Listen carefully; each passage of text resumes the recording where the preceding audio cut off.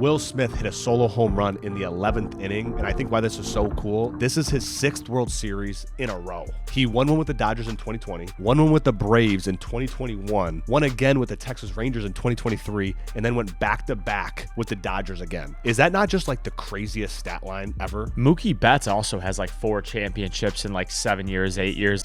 Welcome to the Real Oshow. I'm Zachary. Joining me as always, my partner in crime, my brother Joshua. And on today's episode, we break down the greatest World Series in history and how Jerry Jones is the only owner in the NFL that owns the rights to his logo. Enjoy. They paper getters, they want money more than they want fame shit. I swear we go so hard, we on A-list. I see my niggas prevailing. We going hard for the hand. We gonna stack that we jaded. This is a great interview. They doing their thing. We're going to start today's show with 2-minute takes. Our first take is John Gruden is good at everything he does. He's a Super Bowl winning head coach, and he's an absolute content machine. Yeah, I just wanted to take a moment today and give some appreciation to John Gruden and what he's done for not only Barstool and not only content, but for the game of football in general. What he's able to do and entertain from a film study, from just an analyzation, to go into a room full of a bunch of content creators who have never played a sport in their life and just know his role of just being like, I'm going to coach, I'm going to lead. And it just fits like peanut butter and jelly. And I'm just pumped. I also wanted to say this. If an NFL team or a college team doesn't at least call John Gruden for an interview, maybe he doesn't want to do it. I imagine he does. But if those teams aren't calling, we have absolutely missed the plot. John Gruden is a leader of men. He should absolutely be in coaching next year. But if he's not, I'm going to be a little happy just because I get more content from John Gruden. Just his speeches. He was in the Barstool Invitational and was giving the guys a rah-rah speech that makes you want to just like run through a wall. He just has it like that. And I want to say that when it's all said and done, John Gruden will be on the Barstool Mount Rushmore. I also want to add, and that's a good thing you just said, if he does go back into coaching, we do kind of lose the content from John Gruden. We don't get the same thing, but like get him on the TV. Like, bro, he can go back to Monday Night Football. Like when it was Mike Tirico and John Gruden, Monday Night Football, the Gruden grinder. Like, bro, that was the fucking best. Like we've completely lost the plot as a society. Obviously, he got canceled for whatever the Oakland Raiders shit. Oakland Raiders really just didn't want to pay him all that guaranteed money is actually what happened. But regardless, I do want to see him get back into coaching because that's what he wants to do. But selfishly, I would love to see him keep making content. Yeah, if you're like an LSU or Penn State, you got to at least pick up the phone and see what he's doing.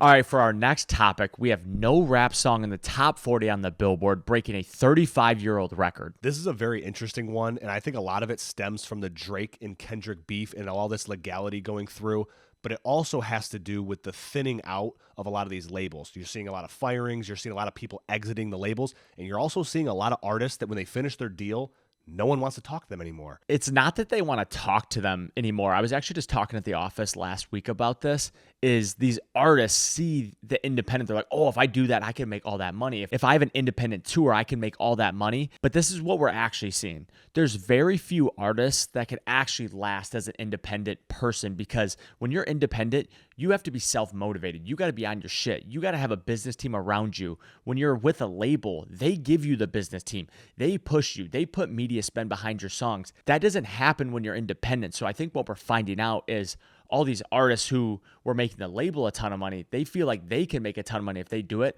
but they don't have the motivation and push and the drive to actually make a lot of money being independent. But I also want to add one more thing.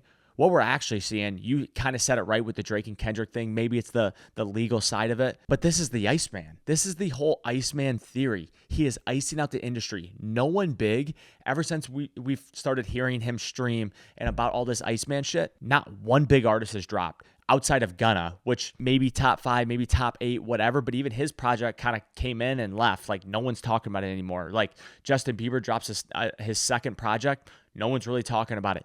This is the whole Iceman theory. He is literally icing out the industry. I truly think that these labels just don't want to pay anymore. Like there were so many industry plants, people that they were just pushing, the Dolces, the insert a lot of artists, that they are nobodies. They push them to number one. They're going to win a Grammy, and then they're going to fall off the face of the earth, and no one's going to care about them anymore. And I think these labels don't want stars anymore. They don't want the Drakes. They don't want the Taylor Swifts because you can't control these people. So I think the leash is being tightened a little bit on the rappers. But I also think that it just shows how important Drake is to the music industry and the rap industry Because if Drake left and said, I'm done, I'm never making music ever again, who would take that place? It wouldn't be a rapper. It would be a pop star. It'd be the next Taylor Swift. It'd be a Sabrina Carpenter. It would not be a rapper. Yeah, I mean, the Drake stimulus check is, everybody's feeling it. Like, Drake doesn't want to work with anybody that's not independent or signed to OVO. Like, it's tough out here. The only person that's really floating on his own is YoungBoy, who had, I think it was like a top 7, top 5 grossing tour ever at $70 million. Obviously, he drops a ton of music, but the one thing about YoungBoy is his top end music is great, but a lot of the music just isn't going to go on the radio. You know, a parent's not going to let their kid actually listen to it. So that's the problem where, like, Drake, you can put a Drake song on anywhere. You can play Drake at church. You can't play NBA YoungBoy at church. I'm glad you brought up YoungBoy because he's the only rapper that's even in the Billboard Hot 100 at 43 with shot calling. And I do agree with you. A lot of YB's music isn't going to be played for the radio. It's not going to be mainstream. But I think a lot of that has to do with how much music he drops because he's not like most artists. That motherfucker drops music.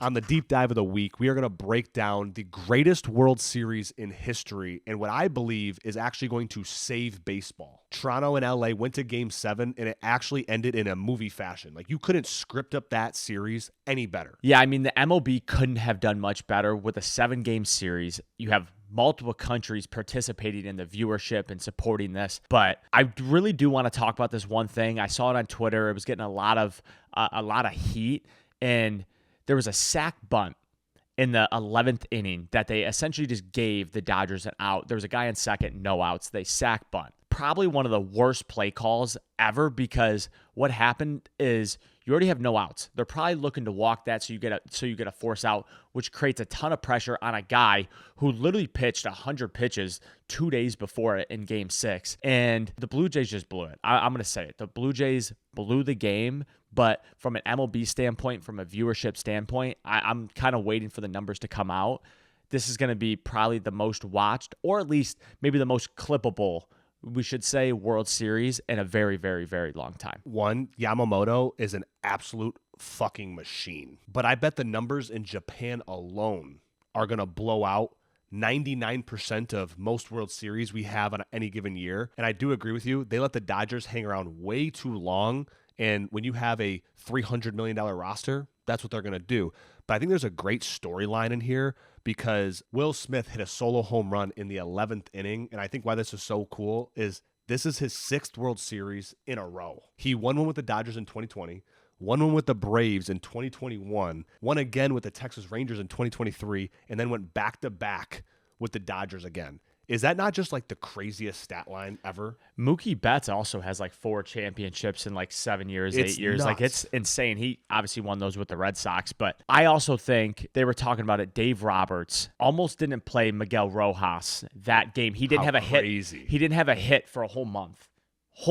Didn't have a hit, and he's like, I'm just going to play him and just roll it out there. Obviously, Miguel, if you look at his career, obviously I know him from years ago, like, defensively he's on point. So you're kind of like, in that game, you don't really need him to hit an actual solo home run. If he does, like, you're probably going to win the game, which is actually what happened. If Miguel Rojas hits a home run, Dodgers win the game, and that's exactly what happened. But he also made a great backhand play out at home, which is pretty much what won the Dodgers the game. Did you see the manager's face when he hit the home run? Oh yeah, dude, he was praying to God. He was bro. like in disbelief. He was like, oh, we won. No, he was praying to God, bro. He was literally like, if that happens, we're going to win the championship. And I also wanted to say Magic Johnson won his 16th ring after this Dodgers win. Talk about a fucking winner he is. He won a national championship at Michigan State. He won 5 rings as a Laker player. He won an additional 5 rings as an owner for the Lakers. He has 1 ring with the Sparks in the WNBA. He has 1 ring with the LAFC in the MLS, and now has 3 rings with the Dodgers. He also had one of the great takes of all time going into Game 5, that Game 5 was a make-or-break game when the series was tied 2-2. That was a great take. He was right. The Dodgers actually lost that game, but they still came back, and that's what a great person does. It was great analyzation of the game and how important a make-or-break game to get the series lead is. Magic Johnson has one of the greatest Twitters of all time, like, because his tweets are just like so out there where it's like, Game 5, gotta win it. Like, yeah, no shit. But it's also like, that is true. He's not wrong. They do have to win that game. I also want to put this on wax now. The MLB will be in a lockout because they are going to institute a salary cap. It's going to happen because every sport has it. And then you also have what the Dodgers are doing. Bro, they're literally buying the championships. The Dodgers are actually doing what the Yankees try to do every year, but the Yankees can't get past themselves. But I don't know why you would punish players by adding a salary cap because there's 4 or 5 owners that want to win more than everyone else. I think it's unfair to the league. Like the A's, they don't want a salary cap because they're fucking making tens of millions of dollars a year because the Dodgers overpaying the luxury tax. It's because the Yankees overpaying the luxury tax. So to me, I just don't know who would vote for this other than maybe a couple middle-of-the-pack teams. Like the Cleveland Guardians might want it because they don't spend much money, but they are kind of good. There's way more middle-of-the-pack teams than the top 3 teams, and then you have 2 or 3 teams that literally just want to lose. Obviously, the A's always get that nod as like a team that wants to lose. They don't give a fuck. They're playing pretty much just a minor league team and a bunch of young kids out there. But there's way more teams in the middle of the pack that if you did have a salary cap, raise up. Our Detroit Tigers would bump up. Our Detroit Tigers really don't want to spend money, obviously, if you look at their offensive numbers, but these middle-of-the-pack teams do want a salary cap, and I think there's enough teams there. Plus, there's enough teams even at the top, like the Padres, who spend a lot of money. They would love to cap the Dodgers. Are you kidding me? Of course, but what I've been hearing from a lot of analysts that are really close to this, they're literally saying they don't believe there will be a cap because if there's a cap, then they're going to make there be a floor. And that would be the first time in any league where they're like, you have to spend this amount of money. And I think that's where things are going to get held up. The players are going to be like, okay, there's a salary cap, but now you have to make the A's pay money. Because if there's a salary cap, the A's, the shitty teams don't care. They're going to be like, all right, whatever. I'm not going to pay any more money because they're going to lose now tens of millions of dollars. The A's might spend less money if there's a salary cap because now they don't get the luxury tax money that they were getting in the past. It's going to be really interesting. It's almost kind of a bittersweet moment that we could be running into that you do actually get probably from people who don't watch baseball right here. You're getting one of the best World Series, I think, of at least the last decade from a social media standpoint, just from a player standpoint, from an atmosphere. Like I watched the highlights of Game 7 because we were obviously driving. We were coming back from the Maryland-Indiana game.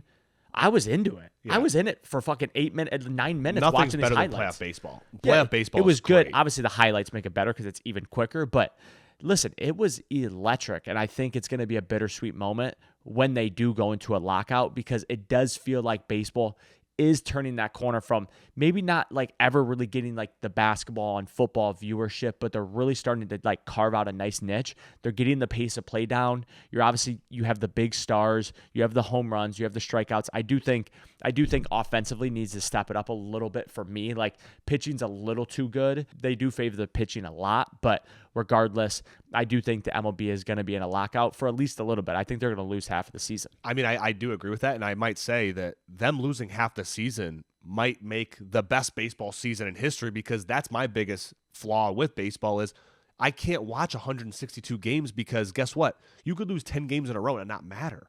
And I think that's why football dominates. We just watch the Lions lose and we're like, this team fucking sucks. They're done. They're gone.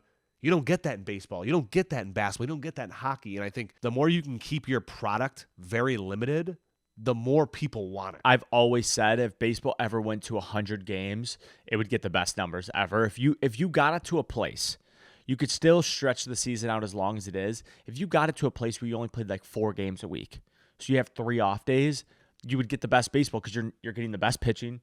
The hitters are going to be healthy. You're getting the best people out of the bullpen. Like, you don't have the guy who's got a fucking 9 ERA who just comes in when you're up 10 or down 10. Like, no one wants to see fucking Jimmy Joe who throws 88 miles per hour, who's a lifer in the minor leagues, getting his first shot. Like, no one wants to watch that. Everybody wants to watch the 100 miles per hour Paul Skeens versus the nasty slider closer who also has a 100 miles per hour fastball. That's what you want to see. You want to see the hitters actually being able to get fucking hits and not like, Jesus Christ, I'm going to have 7,000 at-bats this season. No one wants to see that. So I do think a half season for the lockout could be electric. Because all the games will matter. Yeah.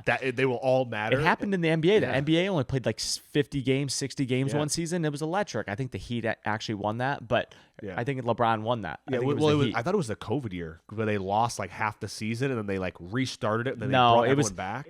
So it actually wasn't an official lockout. I was right. The Miami Heat and LeBron James did win that championship. It was 2011 to 2012 with about a 160-day lockout, and they still got in 66 games. So they only lost a couple of them.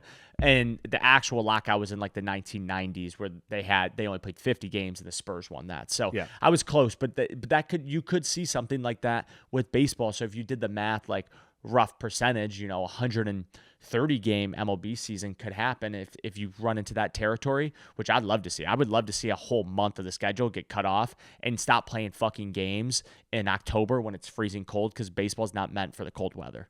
We're going to round up the show with Did You Know? Did you know the Cowboys' famous star logo isn't owned by the NFL? Every team's logo and branding are owned by NFL properties, but the Cowboys got to keep their rights because Jerry Jones is way ahead of the curve. When they joined the league back in 1960, they trademarked the star before the NFL centralized all the logos, which means Jerry has control over how it's used, licensed, monetized, giving them full autonomy that no other team has. In the early 70s, the NFL forced all new teams, and eventually existing ones, to put their mark under the league's control. But Jerry never gave up his rights because he owned the trademark and was like, you will never touch this logo. And so now he's grandfathered in. And for context, Jerry Jones is making $200 million a year off of that single star. So what, the NFL and all these people who want a license just pay him, and he probably licenses his own merch, so he's getting all the revenue. So he can do like local retailing, he can sell it to overseas, everything.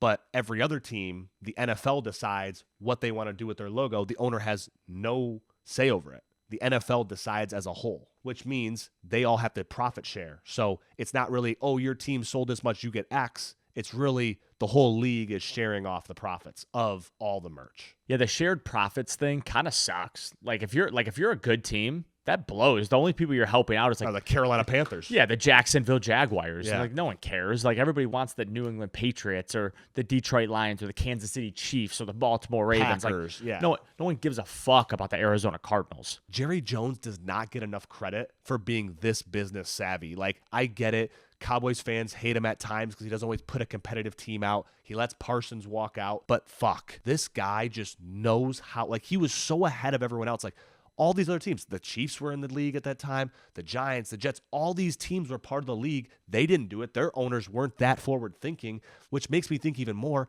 That makes the Cowboys even that much more valuable, because if he were to sell it, that he could sell the trademark also, or his family could just keep the trademark and just keep that $200 million forever. It's smart. The Sacramento Kings in the NBA, I think, are the couple teams that also have their own rights and trademarks to their logo. It's happening a lot more than you think. Like the NFL and the NBA and all these teams, like they're just gonna own their merch. Like, why wouldn't you? In a world we live in, like everybody needs more revenue. Enough with the shared profits. Once you actually have a vested interest, like, hey, we control our destiny with how much we make, you're more motivated to make a team and to build marketing and push it out there. When you're like, well, if we sell 100 million jerseys or 100,000 jerseys, we get the same thing. You're like, I don't care if anybody buys the fucking jersey. A great comp to that is the Saskatoon Roughriders. They sell more merch than any team in the U.S. The Saskatoon Roughriders in the CFL, they sell more than the LA Dodgers. They were like right under the Yankees and the Cowboys for most merch sold. That is baffling. There's like 200,000 people in the Saskatoon. In probably all of Saskatchewan, there's probably like 400,000 people. Like, are they all buying merch just every year, 100%. all the time? Like, but that's like how they look at how they're able to market. Then you think of all these other professional teams in the U.S. How are they not able to do that? How are they not able to get their own people to just keep reoccurring buying this shit? Because they don't have a vested interest. If you're guaranteed to make $10 million, like I said, whether you sell 100 million jerseys or 4 jerseys, you don't care. You're like, whatever. I just feel like it would be hard to turn it over because, like you said, the top end of the teams would love it, but the middle bottom would be like, I don't want to do all that extra work just to get less or the same. I have the greatest idea for the Dallas Cowboys ever. TikTok Live, whatnot. Just sell players walk off the field. You immediately take the jersey off, not even clean. Don't even clean it. Grass stains, smells like Never shit, Gatorade, whatever. I'm taking Dak Prescott's jersey, whatnot, TikTok shop, dollar auction, and or just set a price. Put $5,000, $10,000, $20,000 after every game. It would sell instantly. You would never not sell a jersey. Yeah, I agree. I mean, I completely agree, especially because you could be like, all right, well, if you want, Dak will sign it also for an additional $500. Yeah. Just think about Dak having like a career game and then him signing that, or that's that jersey, you date it. Like, that's infinite money. That's literally free money sitting out there. Jerry Jones has yet to activate the old TikTok shop and whatnot, but Jerry, give me a call. I'll hook you up. Okay, let me give you some pushback on that. He has a Hall of Fame level game, right? Or say Tom Brady back in the day, right? Has a fucking Super Bowl winning game. They want that jersey for the Hall of Fame. They don't care that it sells for $10,000. There's certain games you keep the jersey. But fucking beating the Arizona Cardinals on Monday Night Football, like, no, I bro, agree with dollar that. auction the jersey, go make $10,000. It's free. You're gonna print the other jersey for 4 cents. Like, who cares? Yeah, no, I agree. I like the idea. I mean, I think there's all the stuff. I mean, I don't even think it has to be a jersey. It could be the cleats. It could be the Cleats, gloves. towel, gloves, fucking a helmet. Like, who cares? Yeah, that's a great idea. We should do it. Jerry, hit our line. And if you made it this far, drop a like, leave a comment, hit subscribe. Till next Tuesday. Peace. I got a fight for my bros, I gotta stack out this gold. I tell you I'm on the road. About to get all this dough. Me and no fuck niggas know. I swear to God we the ghosts. This ain't the story they told. Man, if you know, then you know. I never had to tell my dogs that we on rough for greatness. They paper getters, they want money more than they want fake shit. I swear we go so hard, we on A-list. I see my niggas prevailing. We going hard for the hand. We gonna stack till we jaded. I just told my niggas that we on a mission. Yeah. It's gonna be hard to get it.